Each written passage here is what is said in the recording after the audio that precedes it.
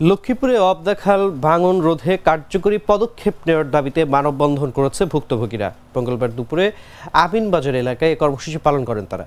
একই সময় সদর উপজেলার ভবানীগঞ্জ ইউনিয়নের পিয়ারাপুর ব্রিজ এলাকায়ও ভুক্তভোগীরা মানববন্ধন করে ভাঙন রোধে জরুরি পদক্ষেপ নেওয়ার দাবি জানিয়েছেন।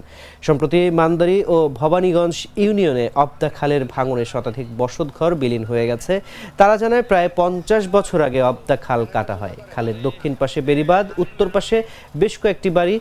কয়েক বছর ধরে খালের তীব্র ভাঙন দেখা দিয়েছে। এতে জমি ভেঙে খাল প্রশস্ত হয়ে গেছে। 100 ফুট প্রস্থের খাল এখন 500 ফুটে দাঁড়িয়েছে। বর্ষায় বসতভারী ভাঙন, ফসলি জমি খালে ভেঙে বিলীন হয়ে যাচ্ছে। বন্যায় খালে তীব্র স্রোত থাকায় ভাঙন আরও ব্যাপক আকার ধারণ করেছে।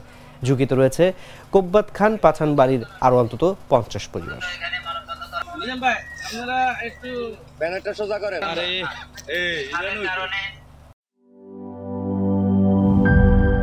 জীবনের সাথে চলে hi-fi all time healthy life জার্নিতে স্বাস্থ্যকর all time family cake all time healthy life.